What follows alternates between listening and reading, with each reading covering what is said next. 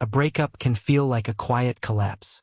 Not always loud, not always dramatic, but deep enough to shake a man's footing in ways no one else can see. One day he is answering messages, making plans, believing there is still a future. The next, he is staring at a phone screen in the dark, waiting for a reply that never comes. He tells himself he is just checking once more, just trying to understand, just hoping for some sign that the story is not over. But beneath that hope, something more painful is happening. He is not only losing a woman, he is losing his center. And when a man loses his center, everything starts to bend around that absence. His sleep becomes restless. His appetite changes. His thoughts circle the same questions like vultures over a field. What did I do wrong? Was I never enough? Why her? Why now? Why like this? Some men begin bargaining with their dignity. They send one more message, make one more promise, ask for one more chance as if love could be negotiated by desperation. Others retreat into silence, but inside, they are breaking apart piece by piece. If you have ever felt ashamed of how much one person could matter, you are not weak. You are human, but you do need to understand what happened to you, because heartbreak does more than hurt. It can rewire a man's sense of worth if he is not careful. That is why this conversation matters. Not to make you colder, not to make you bitter, but to bring you back to yourself. There is a difference between loving deeply and abandoning your own life to be loved in return. Many men do not realize they have tied their identity to another person until that person is gone and the silence becomes unbearable. Then every memory feels like proof. Every social media glance feels like self-inflicted poison, and every small sign from her feels like oxygen. But crumbs are not a meal, and attention is not the same as devotion. If this has ever happened to you, stay with me. There is a way out that does not require humiliation, obsession, or chasing what no longer chooses you. There is a path back to strength that begins in the mind, moves through the body, and ends in a life that stands on its own. If this message speaks to something in you, give it a quiet like, not for the algorithm, but as a signal to yourself that you are ready to begin again. And if you have ever asked, how do I stop bleeding over someone who already moved on? Then what comes next may change the way you see this pain forever. The hardest part of a breakup is not always the silence. It is what that silence reveals. When the calls stop, when the messages no longer arrive, when the house feels too large and the nights stretch longer than they should, a man is often forced to meet himself without distractions. And for many, that meeting is painful. He sees the anxiety, the pleading, the checking, the bargaining, the hope that one more message might undo the damage. But in that moment, he is not just grieving a woman. He is grieving the version of himself he built around being chosen. That is why so many men collapse after rejection. They do not simply lose a relationship. They lose a structure. Their routines weaken, their discipline slips, their posture changes, and suddenly every thought revolves around what she is doing, who she is with, whether she has moved on. It is a kind of invisible captivity, a prison made not of walls, but of memory, fantasy, and wounded pride. And the longer a man stays there, the smaller his world becomes. But here is the truth many never hear. Pain does not destroy a man. Unprocessed pain does. Rejection exposes the weakness, but it also points to the exact place where strength must be rebuilt. The moment you stop begging for her attention is the moment you begin recovering your own authority. Not because you no longer care, but because you finally understand that your life cannot be governed by her decisions. There is something deeply masculine about standing still in the storm without losing your center. This is where no contact becomes more than a strategy. It becomes a detox from emotional dependence. Every text you do not send, every profile you do not stalk, every urge you resist is a small act of self-respect. You are teaching your nervous system that survival does not depend on her response.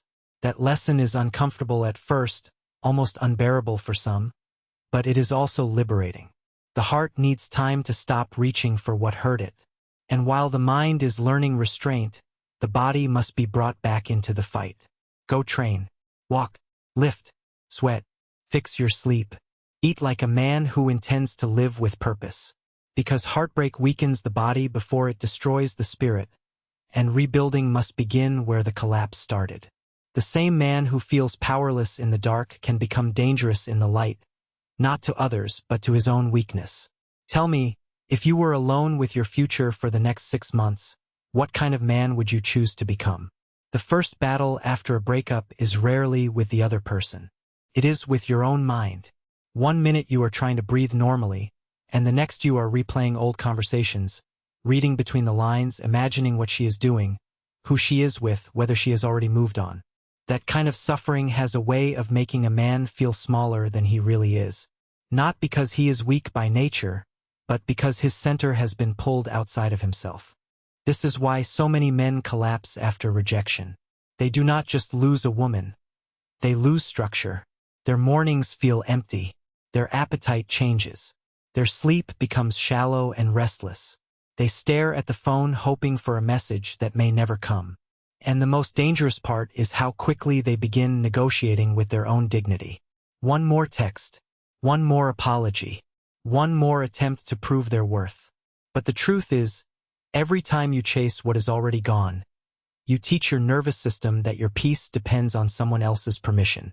There comes a moment when a man must sit in the silence and tell himself the truth. I am hurting, but I am not broken. That sentence may sound simple, but it is the beginning of recovery. Because pain, when understood, can become instruction. The ache in your chest is not only a sign of loss. It is also a signal that your life has become too dependent on external validation. And that can be repaired. No contact is not punishment. It is not a trick to make her miss you. It is a shield for your mind. Every glance at her profile, every memory you reopen, every half-hearted conversation keeps the wound fresh. Healing requires distance. Not because you are trying to win her back, but because you are trying to win yourself back. You need room to hear your own thoughts again, to separate your identity from the relationship, to stop living as a reflection of another person's choices. And this is where many men begin to feel the first spark of power again. They clean the apartment.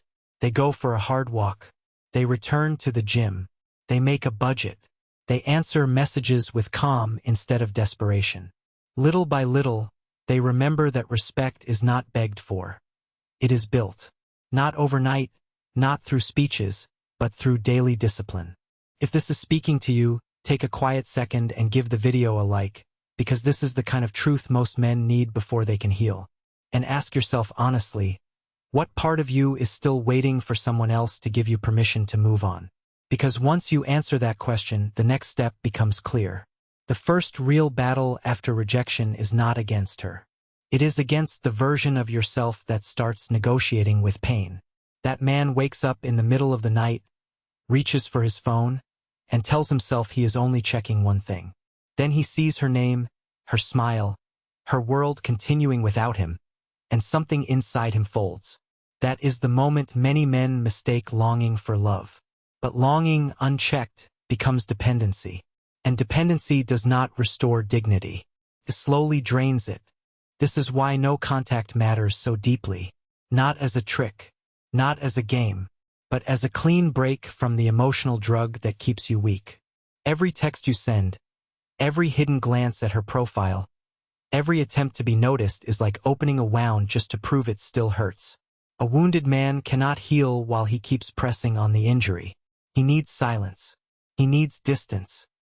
He needs the brutal mercy of being left alone with himself long enough to hear his own thoughts again. At first, that silence feels humiliating. The apartment feels too quiet. The car feels too empty. Even simple routines become reminders. He drinks his coffee and thinks, she should be here. He walks past the mirror and sees not the man he hoped to be, but the man he became when he placed his center in someone else's hands. Yet this is also where redemption begins. Because when the fantasy dies, reality finally has room to speak. And reality says this: your value was never supposed to rise and fall with her attention. Your purpose was never meant to depend on whether she chose you, missed you, or replaced you. A man becomes dangerous in the best sense when he stops begging the world to define him. When he returns to his body, his habits, his work, his discipline. When he trains when he does not feel like it. When he reads instead of spiraling. When he builds a schedule that does not collapse because one person left the room. If this is hitting home, take a second and like the video just quietly. If you know what it feels like to lose yourself after rejection, then ask yourself honestly, what part of your identity did you hand over in that relationship? Because the answer to that question can change everything. And once you see it clearly, you begin to understand that recovery is not about getting her back. It is about getting you back. There comes a point after the shock of rejection when the pain stops screaming and starts whispering. That is often the more dangerous stage. The man is no longer just heartbroken. He is haunted. He wakes up reaching for a phone that has already betrayed him. He sits in a quiet room and replays old conversations like they contain a hidden cure. He tells himself that if he can just find the right words, send the right message, prove the right thing, then maybe the door will open again. But what he is really chasing is not her. He is chasing the version of himself that existed before the fall. And that is where the real work begins. Because survival after heartbreak is not about pretending it did not matter. It mattered deeply. It changed the way you sleep, the way you eat, the way you look at your own reflection. But if you are honest, you will see that the breakup did not create every weakness in you. It revealed them. It exposed the places where you had given away your center, your peace, your discipline, your direction. In that sense, pain becomes a mirror. Harsh, yes, but also useful. This is why the strongest thing you can do in the middle of emotional chaos is to return to structure. Not because structure fixes the wound overnight, but because it gives your nervous system something solid to hold on to. You go for the walk even when you do not feel like it. You lift the weight even when your chest feels heavy. You prepare the meal instead of skipping it. You pay attention to your money, your sleep, your posture, your breathing. These are not small things. They are votes for the man you are becoming. And slowly something shifts. The same person who once begged for clarity begins to create clarity. The same man who once waited for a message begins building a life that no longer depends on one. He starts noticing that dignity returns in layers. First in the body, then in the mind, then in the way he speaks. He stops asking, "Why was I not enough?" and starts asking, "What kind of man do I need to become so that I never abandon myself again?" If this is hitting home, take a moment and like the video. Not for the algorithm, for the reminder that you are not alone in this fight. And if you know that you need more of this kind of truth, subscribe, because the road back to strength is not walked in one day. It is built quietly, one disciplined choice at a time. So if this pain still lives in you, understand this. You are not broken. You are being called back to yourself. A breakup can feel like a death, not because the other person was your whole life, but because you handed them too much of it. And when that happens, the real work is not to win her back, not to prove your worth, not to beg the past to return. The real work is to stand up, breathe, and begin the long, quiet process of becoming a man who cannot be collapsed by rejection. Start with your body. Go for the walk you keep delaying. Lift the weight. Sweat out the shame. Eat like a man who has somewhere to go. Then sharpen your mind. Read something that strengthens you instead of feeding your obsession. Write down what you learned from this relationship, not to punish yourself, but to stop repeating the same pattern. Look at your finances with honesty. Build order where there was chaos. Pay what you owe. Save what you can. Create structure, because structure is not boring. Structure is healing. And above all, stop asking someone else to give you the identity you should be building yourself. A woman can inspire a man, but she should never be the foundation holding up his worth. That foundation has to come from within, from discipline, from self-respect, from the decision that your life will not end because one chapter closed. There is dignity in quiet recovery. There is power in not calling. There is strength in refusing to chase crumbs from someone who has already shown you the table is closed. You do not become masculine by pretending you feel nothing. You become masculine when you can feel deeply, grieve honestly, and still choose your next step with discipline. If this message spoke to you, give it a like so it can reach another man who needs to hear it tonight. And tell me in the comments, what rejection is still trying to define you? If you want more truth like this, more guidance for rebuilding after loss, subscribe now. Because the next step is not about surviving the breakup anymore. It's about becoming the man who never has to fear losing himself again.